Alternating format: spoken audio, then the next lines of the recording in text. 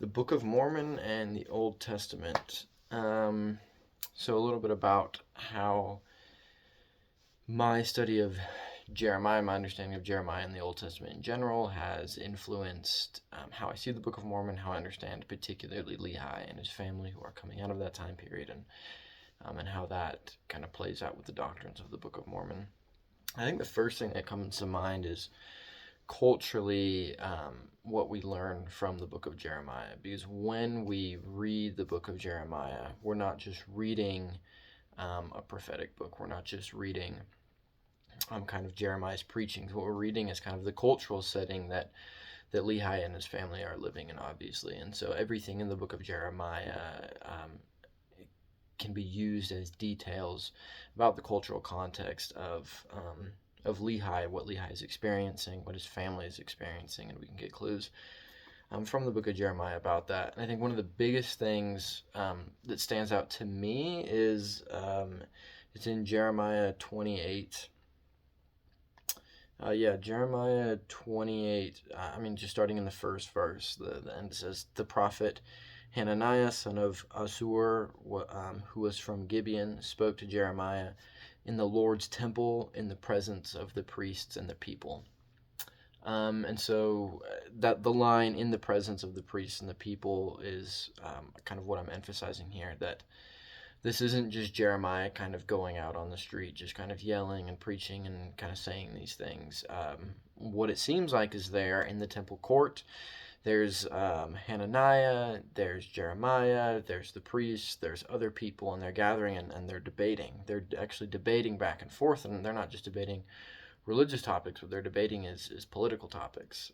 They're debating what's going on with Babylon, what their response needs to be to the Babylonian invasion and Babylon's growing power. And of course, all of this is wrapped up because they're not just, there's no separation of church and state. And so everything they do is naturally religious, but they're having these political conversations in the public square. These are things that are being politics that are being publicly discussed.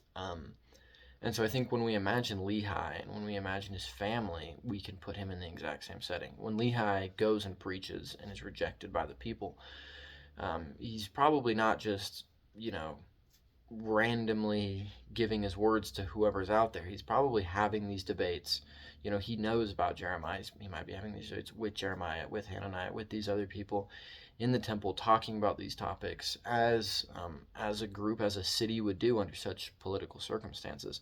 So I think it's interesting to think about that. That's kind of where Lehi is coming from. He's involved in his community. Clearly he's wealthy from what we understand. So he has this influence. So he can come to these debates. He can with other elders of the community and other the priests, and he can participate in these political religious discussions and have some sort of voice. Even though we do know that he was kind of ousted by the people. That political favor kind of turned against what he and what Jeremiah was saying.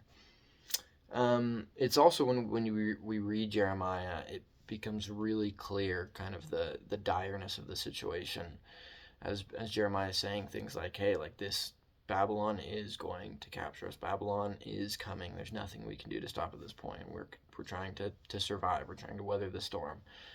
And I don't think this is kind of in isolation. I don't think it's just Jeremiah and just, Lehi saying this. This is probably a sentiment held by, a wide group of the community, even though they were generally ousted. And so, Jerusalem at this time has a booming population. There's tons of people in Jerusalem. There's tons of people on the outskirts of Jerusalem.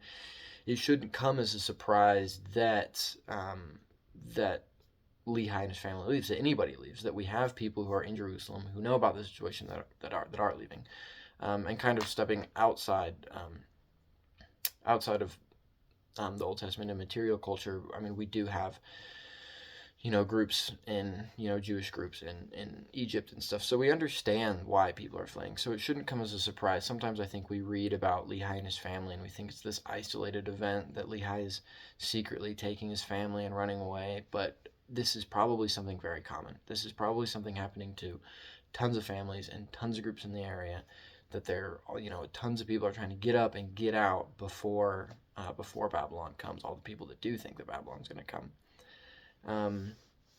So I don't think that really should come as a surprise to us, and that should kind of fit with what we're understanding, and understanding Lehi's family, the decision to leave. Of course, it was inspired by the Lord, but also it was, probably wasn't something out of the ordinary for the time either.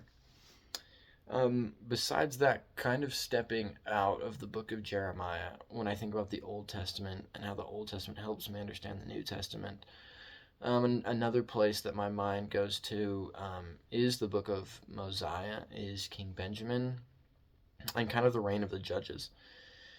That it's Mosiah that gets up at the end of the book and is like, hey, we're not going to do kings anymore. We're going to do this judge system. And sometimes we read that and it's like, oh, this novel idea of these judges. And I mean, to me, of course, I have no idea if this is true, but I'm assuming that he's probably pulling that from the Old Testament. They have records of the judgeships of the Israelite people and how the Lord recommended judgeships, and that was the original setup when Moses was ruling, or when Moses was in charge. It was a system of judges. And so the Old Testament not only has this kind of doctrinal influence within the Book of Mormon, what was happening in the Old Testament and the writings of Moses and his time and the judges are then influencing the governments that you see in the Book of Mormon. The whole reason this judgeship is set up is because that was the original governmental body system when Moses was in charge, and that was the first one. And so Mosiah is then reverting back to that. Mosiah probably sees himself as this leader of a community. They have a temple. They are this community which has now committed themselves to God. They have this recommitment ceremony where they all commit themselves in covenant to keep God's promises, just like the community that Moses did. And then they set up the judgment system, just like in the time of Moses.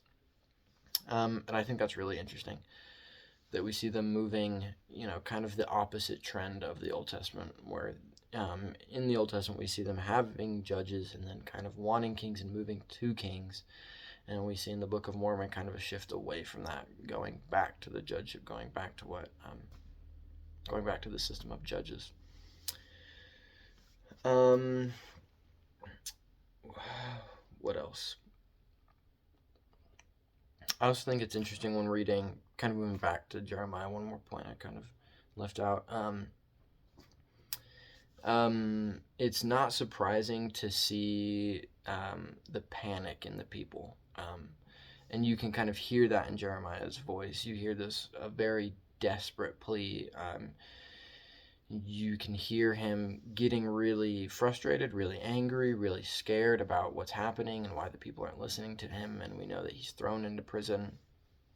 And so I think when we understand the anxiety that's being injected into the community that we see in Jeremiah and that we see in the words of Jeremiah and kind of the political situation, that helps us understand the tension that we see within the family of Nephi, within Lehi's family, that this is an immensely, a really scary time and clearly a politically polarizing time. And so kind of those family dynamics is what I'm trying to get at, is trying to understand the family dynamics that all of these people are probably feeling an immense amount of anxiety, and that's coming through in Jeremiah's words. And so we can kind of apply that to Lehi's family. And then just the fact that these are hard decisions, leaning,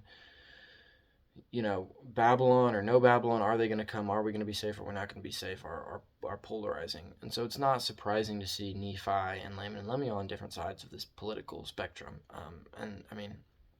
And then going into the Book of Mormon, we see that the political strife of Jeremiah's time is then ultimately what creates the divide between the Lamanites and the Nephites in the Book of Mormon, which defines the entire character of the Book of Mormon.